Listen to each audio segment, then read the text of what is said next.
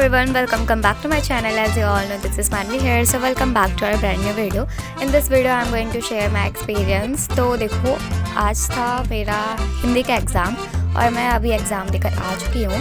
मैंने ड्रेस वगैरह भी चेंज कर लिया और बहुत आज मैंने रिलैक्स वाला फील करा है, बिकॉज मैं तुरंत ही आती थी जैसे एग्ज़ाम से किसी भी बोर्ड के, तो मैं तुरंत ही चेकआउट कर लेती थी। बट अब की बार मैंने तुरंत नहीं चेक करा है आंसर, क्योंकि मैं हमेशा डिमोटिवेट हो जा रही थी और मेरे स्कूल में कोई भी मेरे क्लासमेट्स नहीं चेक करते एक्सेप्ट मी, और मैं हमेशा चेक कर लेती हूँ आके कि कैसा गया मेरा एग्ज़ाम एंड क्या क्या गलती है, और मैं फिर जब मेरा गलत जाता है तो मैं रोती हूँ।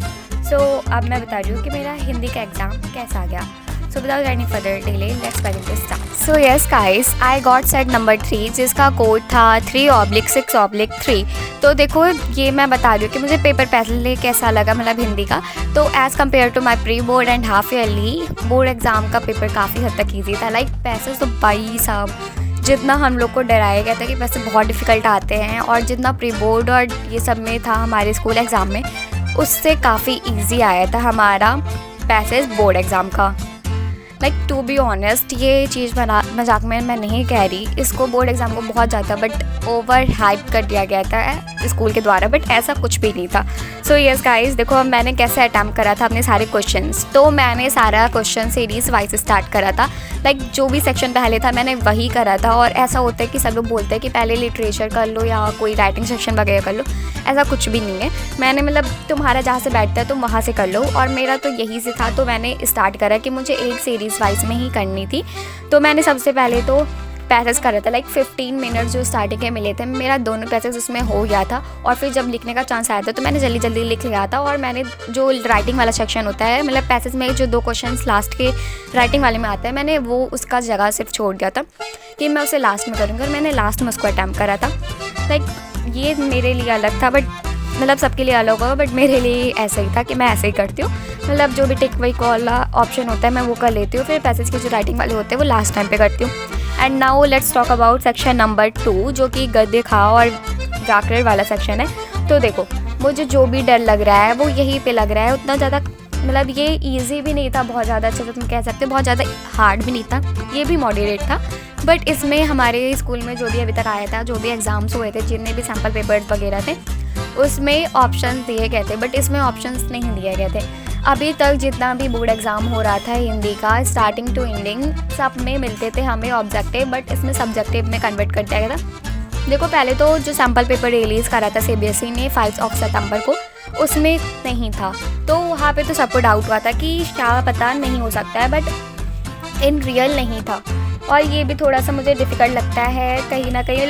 देखो अभी वो चेकिंग के हिसाब से होता है, क्योंकि एक क्वेश्चन के जो रचना के आधार पे वाक्य को बदलना और उसका वो सब करना, क्या बोल रही थी, हाँ, जो भी उसको कन्वर्ट करते हैं वो सब वाले जो क्वेश्चंस थे, उसमें देखो एक तरह का नहीं बनता तो 3 तरह का बन सकता है। तो चेकिंग वाला किस तरह कॉपिंग चेक करता है वो भी है, डिपेंड करता। And now let's talk about section number C, जो कि पाठ्य पुस्तक के आधार पे क्वेश्चंस आते हैं। तो देखो बहुत ईजी था ये,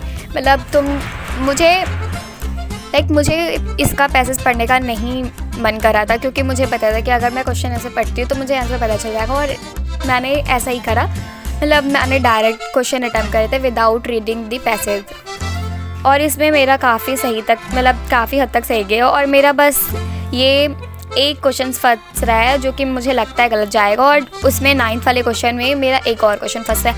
2 क्वेश्चन यहाँ पे मेरे फंस गए हैं। अब क्या होता है, वो कौन सा सही ऑप्शन है वो नहीं मुझे पता है एकदम कंफर्म। ये जो एक सक्षम वाला क्वेश्चन था जिसमें आत्मविश्वासी भी रह सकता है, पर मैंने कहीं देखा है वहाँ पे स्वभाव लंबी था, तो भाई वो मुझे नहीं पता। और यहाँ पे फिर आता है क्वेश्चन आंसर वाला सेक्शन। तो question answer too good, but कैसे चेकिंग होती है, it's all depend upon the teacher और एग्जामिनर जो कैसे चेक करता है। और इसके बाद अब सेक्शन D पे आते हैं, जहाँ पे हमारा राइटिंग सेक्शन था। तो राइटिंग सेक्शन में मैंने बहुत जल्दी करके ख़त्म कर लिया था, और मैंने उसको लास्ट टाइम पे एक बॉक्स में भी कर दिया था।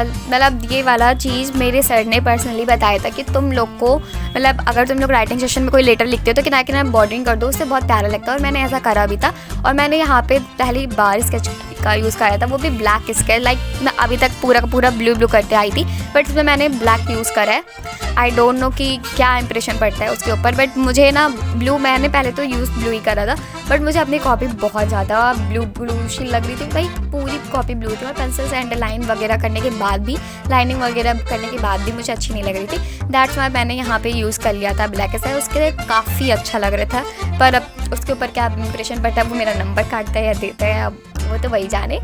सो अब आते हैं कि मेरा प्लान क्या है मेरे मैथ्स एग्ज़ाम को लेकर। लाइक मैं मैथ्स में बहुत ज़्यादा अच्छी नहीं रही हूँ स्टार्टिंग से, लाइक एकदम एवरेज सी हूँ उसमें। तो देखो, सारे का सारे मैंने जिस टीचर से प्रिपेयर करा है, मतलब जहाँ से प्रिपेयर करा है, मैं ये वहीं से प्रिपेयर करने वाली हूँ। तो मैं मैथ्स के लिए सबसे ज़्यादा प्रेफर करूँगी तुम सबको भी, शोभित भाई को। मतलब तुम्हें जहाँ से बैठता तुम वहाँ से करो, पर पर्सनली आई लव हिम। मतलब उन्होंने तो अभी ये महा मैराथन वाला पूरा का पूरा डेट शीट वगैरह दे दिया हमें कि हम कैसा करेंगे। तो 3 स्टेज में यहाँ पे डिवाइड है।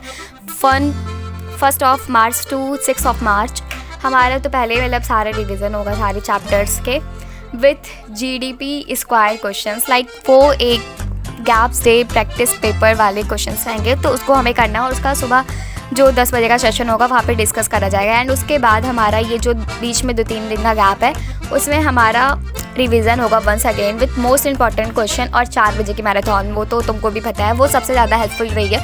और ये जो इतना ट्रोल कर रहे हैं लाइक कि ये 4 बजे कोई क्लास नहीं होती है, उससे बच्चे डिमोटिवेट हो जाते हैं, प्रेशर बन जाता है, सो नहीं पाते हैं अच्छे से, ऐसा कुछ भी नहीं है। तुम अगर 10 बजे सो जाओगे ना, तो भी तुम्हारा वहाँ पे बहुत एग्ज़ाम अच्छा जाएगा।